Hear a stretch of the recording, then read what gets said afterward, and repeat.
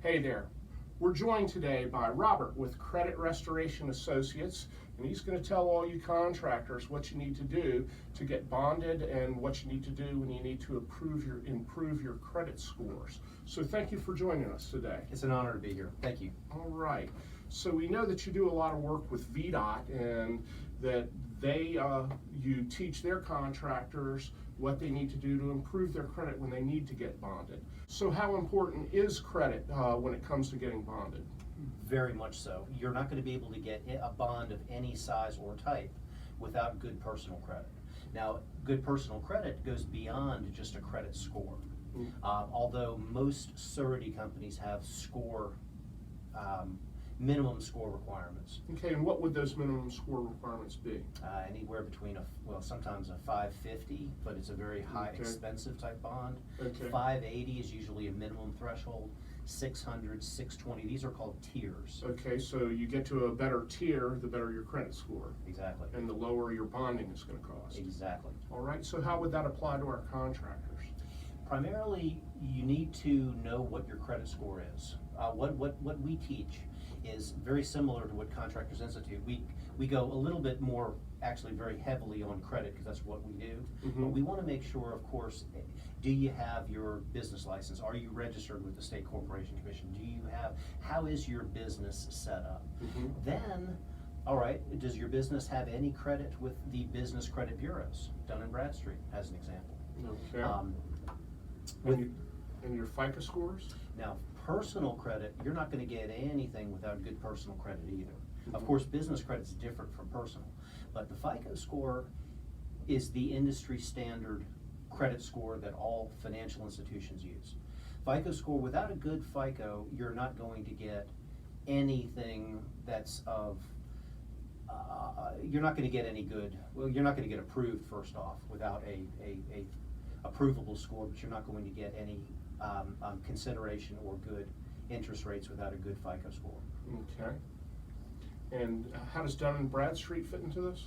Now, Dun & Bradstreet, the Business Credit Bureau, Dun & Bradstreet is the big gorilla. It has over 220 million accounts registered with Dun & Bradstreet, as opposed to only 20 million with Experian Business, which is the other most competitive business bureau in addition to Equifax Business. Is the very distant third business bureau.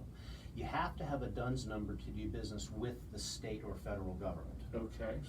So anybody who was looking for a commercial type of construction that's government related, they would have to have a DUNS number. Correct. Okay. You go into a search bar, Google for example, and type in D, then the and sign, B, Mm-hmm. then space, then I, space, update. Okay. D&B I update is where you go to get your free DUNS number.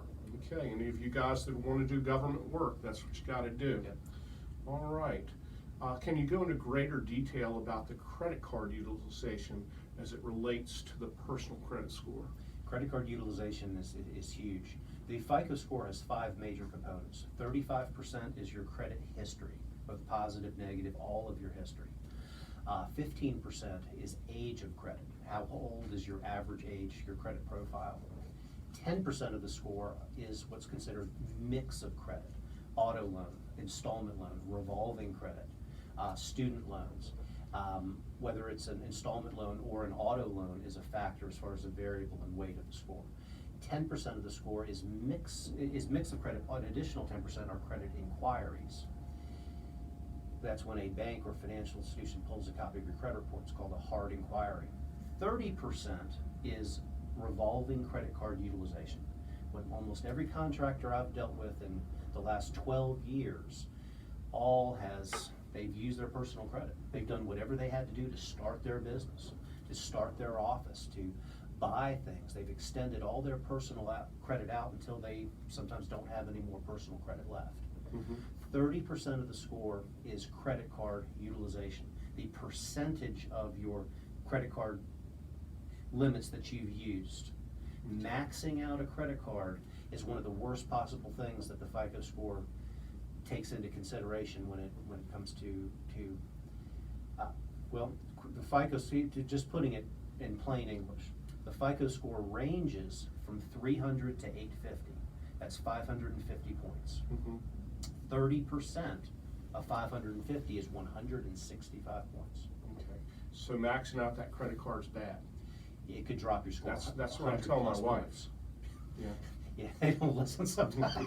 but Yeah. you can't. Now the key is to just notice when your statement ending date is. I hear all the time, oh, I pay my credit cards off every month. Okay. What matters is when those credit card companies report to Equifax, Experian, or TransUnion. Okay. Now, how do you help bring somebody's score up?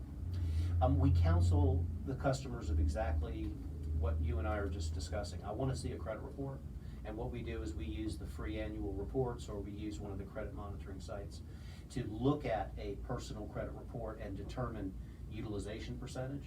We look for inaccuracies on a credit report. We're a law firm, so Jason Crumbine and his team are our partner attorneys, and we demand the Fair Credit Reporting Act, everything on that report be 100% accurate. Or else there's a violation, and there's no magic wand to fix bad stuff that's accurate. But there's a huge legal difference between 99% and 100% accurate. Okay. And what information would you just like for our contractors to know? The key thing, guys, it's easier said than done to just pay your bills. That's what a consumer credit counselor says. Pay your bills. Get a credit report. Make sure you're monitoring your credit reports. There's free services such as Credit Karma. Also, Google or go to search bar and Google Equifax data breach lawsuit settlement. That's where all of our information was hacked a couple of years ago. Well, the lawsuit just finally accumulated where Equifax has to pay for 3 years of 3-bureau credit monitoring. We'll all be able to get that. And then an additional 7 years of Equifax credit monitoring after the 3 years of 3-bureau monitoring. So it's going to be 10 years at least. That doesn't give you your credit reports, it's only credit monitoring. You should still have something that you're seeing, that your phone will go off anytime a new inquiry hits your report. If any limit increase or decrease happens, you want to be on the pulse of your credit report as if it was your car in the driveway, that you knew the keys were in it and the title was in the glove box. You want to look at your credit exactly like that, because credit is money. Without having good credit, you won't be able to take advantage of opportunities. What if a beautiful piece of equipment is now available for sale and you just can't get it? Oh man, missed opportunity. The next day, that's gone. Well, plus getting construction loans is going to be one of our people's main concerns. Right. So do you see how this ties into that? It completely does, because you have to have, it's all hinges around credit. Okay, so the banks are going to be looking for this. Very much so. Okay. Okay, thank you, Robert. It's an honor to be here. All right, all right.